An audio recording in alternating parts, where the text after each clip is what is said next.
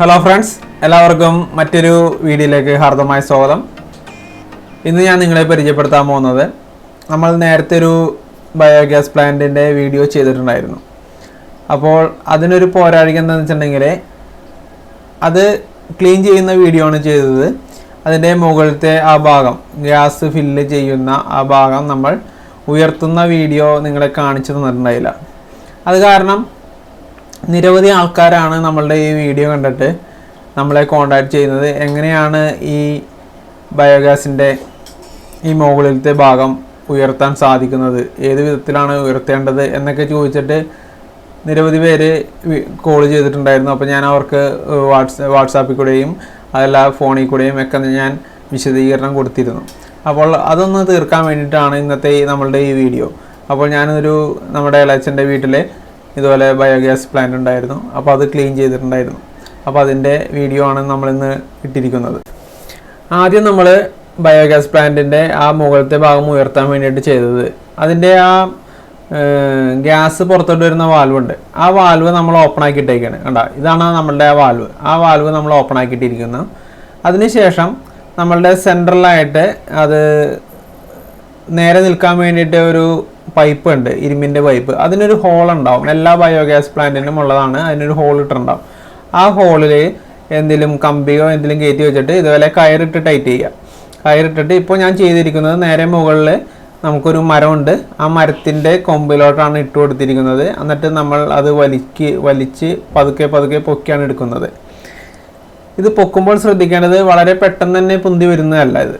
കാരണം എന്താ വെച്ചിട്ടുണ്ടെങ്കിൽ ഈ ഗ്യാസ് പുറത്തോട്ട് തന്നെ ആ പൈപ്പ് ഉണ്ടല്ലോ, ചെറിയ അര ഇഞ്ചിൻ്റെ പൈപ്പായിരിക്കും ആ ഗ്യാസ് പുറത്തോട്ട് വരുന്ന പൈപ്പ്.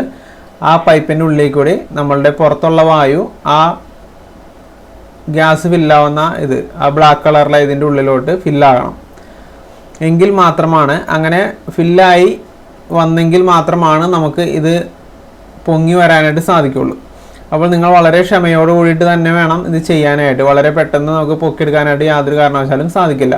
ഈ ഗ്യാസ് ഇതിൻ്റെ ഉള്ളിലോട്ട് പതുക്കെ ഗ്യാസ് അല്ല, വായു ഈ ഡ്രമ്മിൻ്റെ ഉള്ളിലോട്ട് ഫില്ലായി എങ്കിൽ മാത്രമാണ് നമുക്ക് ഇത് പൊക്കിയെടുക്കാനായിട്ട് സാധിക്കുള്ളൂ.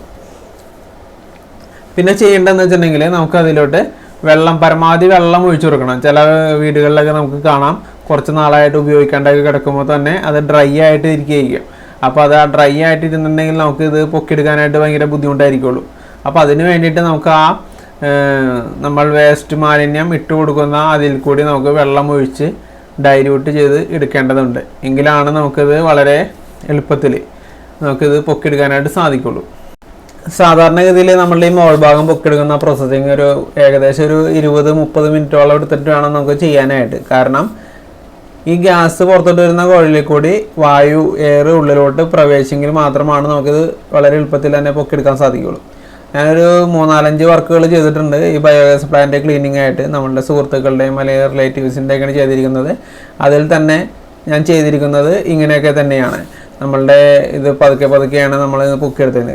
അപ്പോൾ അത് പൊക്കിയെടുത്തതിന് ശേഷം മാത്രമാണ് നമുക്ക് അതിലെ വേസ്റ്റുകളൊക്കെ ക്ലീൻ ചെയ്ത് നമുക്ക് പുതിയതായിട്ട് നമുക്ക് ചാണകമൊക്കെ നിറച്ചിട്ട് നമുക്ക് ബയോഗ്യാസ് പ്ലാന്റ് ഉപയോഗിക്കാനായിട്ട് സാധിക്കുള്ളൂ. ഇതിപ്പോൾ നമ്മൾ ചെയ്തിരിക്കുന്നത്, നമ്മളുടെ ഇത് പൊക്കി ഇപ്പോൾ നിർത്തിയിരിക്കുകയാണ്. ഇത് നമ്മൾ സൈഡിലോട്ട് വലിച്ചിട്ട് താഴെ വെക്കാനാണ് ഇനിയിപ്പോൾ പോകുന്നത്. അതിന് ശേഷമാണ് നമ്മൾ ക്ലീനിങ് ചെയ്യാൻ പോകുന്നത്. ഇങ്ങനെ നമ്മളുടെ ബയോഗ്യാസ് പ്ലാന്റിൻ്റെ മുകളിലെ ഭാഗം പൊക്കിയെടുത്ത് കഴിയുമ്പോൾ നമ്മൾ പ്രത്യേകം ശ്രദ്ധിക്കേണ്ട ഒരു കാര്യം എന്ന് വെച്ചിട്ടുണ്ടെങ്കിൽ അതിൽ എന്തെങ്കിലും ചിന്നലോ പൊട്ടലോ വീഴാതിരിക്കാനായിട്ട് നമ്മൾ പ്രത്യേകം ശ്രദ്ധിക്കണം. എവിടെയെങ്കിലും തട്ടിക്കഴിഞ്ഞിട്ടുണ്ടെങ്കിൽ പെട്ടെന്ന് ചിന്നൽ വീഴാനായിട്ട് സാധ്യതയുണ്ട്. അത് ഫൈബറിൻ്റെ ഒരു നിർമ്മിതിയാണ് ആ ഒരു മുകൾ ഭാഗം. അതുകൊണ്ട് തന്നെ നമ്മൾ വളരെ ശ്രദ്ധയോടെ വേണം അത് കൈകാര്യം ചെയ്യാനായിട്ട്. അപ്പോൾ നമ്മൾ മുകളിലത്തെ ഭാഗം ഉയർത്തി മാറ്റി അതിനുശേഷം നമ്മൾ അതിലെ വേസ്റ്റ് നന്നായിട്ട് ഇളക്കി മറിക്കണം. അതിനുശേഷമാണ് നമ്മളത് കോരി മാറ്റണം.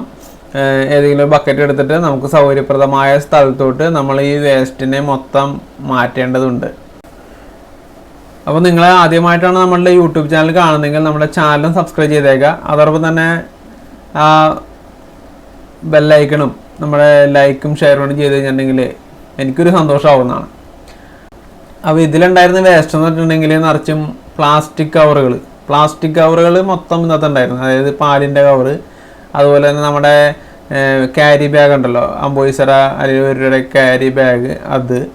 പിന്നെ ഉണ്ടായിരുന്നത് വീട്ടിലെ പാത്രങ്ങൾ, സ്പൂൺ, അങ്ങനെയുള്ള കാര്യങ്ങളൊക്കെ, കത്തി, പിന്നെന്താണ് അങ്ങനെയുള്ള സാധനങ്ങളൊക്കെ ഈ ഇതിലുണ്ടായിരുന്നു. അതുകൊണ്ട് തന്നെയാണ് ഇതിൻ്റെ പ്രവർത്തനങ്ങൾ കാര്യമായിട്ട് നടക്കാഞ്ഞത്.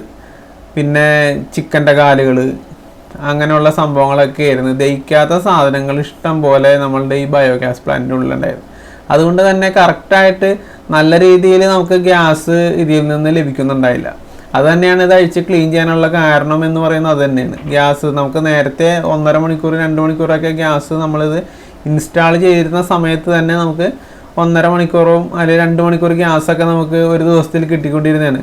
ഇപ്പോൾ അത് ചുരുങ്ങിയിട്ട് അരമണിക്കൂറൊക്കെ ആയിട്ട് മാറിയപ്പോഴാണ് നമ്മളിത് അഴിച്ച് ക്ലീൻ ചെയ്യാനായിട്ട് നോക്കുന്നത്. നമ്മളുടെ ഈ ബയോഗ്യാസ് പ്ലാന്റിൽ ഉണ്ടായിരുന്ന സാധനങ്ങൾ, അതായത് ദ്രവിക്കാത്തത്, അലിയാത്തതായിട്ടുള്ള സാധനങ്ങളാണ് ഏറ്റവും കൂടുതൽ ഈ ബയോഗ്യാസ് പ്ലാന്റ് ഉണ്ടായത്. അത് തന്നെയാണ് ഇതിനുള്ളൊരു പ്രോബ്ലം, ഗ്യാസ് ലഭിക്കാത്തതിൻ്റെ ഉള്ള മെയിൻ പ്രോബ്ലം അത് തന്നെയായിരുന്നു. അപ്പോൾ അതൊക്കെ എന്തൊക്കെ സാധനങ്ങളാണ് എന്ന് ഞാൻ കാണിച്ചു തരാം. ഇപ്പോൾ തന്നെ നമുക്ക് വീഡിയോയിൽ നമുക്ക് കാണാവുന്നതാണ്. നമ്മളുടെ ഈ ബയോഗ്യാസ് പ്ലാന്റിൽ അഴുകിപ്പോകുന്ന സാധനങ്ങൾ മാത്രമാണ് വരുന്നത്. അതായത് മുട്ടത്തൊണ്ട്, പ്ലാസ്റ്റിക് കവറ്, സവാളയുടേത്, അതുപോലെ തന്നെ എന്താണ് പൈനാപ്പിള്, പുളിയുള്ള സാധനങ്ങളാണ്, പൈനാപ്പിള്, നാരങ്ങ, അങ്ങനെയുള്ള സാധനങ്ങളൊന്നും ഉണ്ടായിരുന്നത്. ഇതിൽ തന്നെ നമുക്ക് നോക്കിയേ എന്തോരം പ്ലാസ്റ്റിക് കവറാണ് കിടക്കുന്നത്. ആയിക്കോട്ടെ, കണ്ടാ പാലിൻ്റെ കവറൊക്കെ നേരെ കൊണ്ടുവന്ന് ഇതിലോട്ട് ഇടുകയാണ്. അതായത് വേസ്റ്റ്, അടുക്കളയിൽ വേസ്റ്റ് പാത്രം വെച്ചിട്ടുണ്ടാകും. ആ വേസ്റ്റ് പാത്രത്തിലോട്ട് നമ്മളുടെ അടുക്കളയിലുള്ള എല്ലാ വേസ്റ്റ് ഇടും.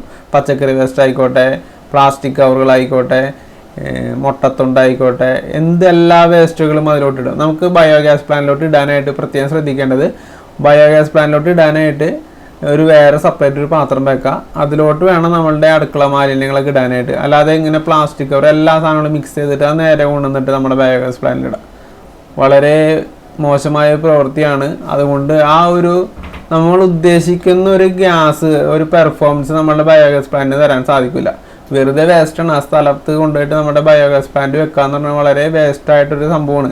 അപ്പോൾ നമ്മൾ കൃത്യമായിട്ട് അതിനെ പരിപാലിച്ച് വരികയാണെങ്കിൽ നമുക്ക് ഈ ഗ്യാസിൻ്റെ വില കൂടുന്ന സമയത്തും പെട്രോളിൻ്റെ വില കൂടുന്ന സമയത്തൊക്കെ നമുക്ക് വളരെ ആശ്വാസമായിരിക്കുള്ളൂ ഇങ്ങനെ ഒരു ബയോഗ്യാസ് പ്ലാന്റൊക്കെ സെറ്റ് ചെയ്യണം. പക്ഷെ അത് നേരായ വിധത്തിൽ നമ്മൾ നോക്കി കാണണം. ഇതിപ്പോൾ എന്തോരം പ്ലാസ്റ്റിക് വേസ്റ്റാണെന്ന് അറിയാൻ വേണ്ടി കിടക്കണേ. അതുപോലെ തന്നെ മുട്ടത്തൊണ്ട്, സവാളത്തൊണ്ട്, പിന്നെ എന്താണ് തുണികൾ, അങ്ങനെയുള്ള സാധനങ്ങളൊക്കെ ഉണ്ട് ഈ നമ്മുടെ ബയോഗ്യാസ് പ്ലാന്റിൽ കിടക്കുന്നത്. ഇതൊക്കെ ഇട്ട് കഴിഞ്ഞിട്ടുണ്ടെങ്കിൽ നമുക്ക് കറക്റ്റ് ഗ്യാസ് കിട്ടില്ല. അപ്പോൾ അതൊന്നും എല്ലാവരും ശ്രദ്ധിക്കുക. ഇതിൽ നോക്കിയാൽ നമ്മളുടെ വീട്ടിൽ ഉപയോഗിക്കുന്ന സ്പൂണുകൾ, കത്തികൾ, അതേപോലെ തന്നെ ചിരട്ട, കണ്ട എത്ര സാധനങ്ങളാണ് കിട്ടിയണമെന്ന് നോക്കിയേ. നമ്മളുടെ ബയോഗ്യാസ് പ്ലാന്റിൽ നിന്ന് കിട്ടിയാണ്. ഇതൊക്കെ അടുക്കളയിൽ നിന്ന് പോയിക്കുന്ന സാധനങ്ങളാണ്, ഒരു ശ്രദ്ധയില്ലാതെ ഇട്ടേക്കണ്. അതുകൊണ്ട് അത് നേരെ ബയോഗ്യാസ് പ്ലാന്റ്, അത് നമുക്ക് പിന്നീട് ഒരു ഇരട്ടിപ്പണിയാവും. അതന്നെ ആയിട്ടുള്ള അനുഭവം എന്ന് വെച്ചാൽ ഇതാണ്.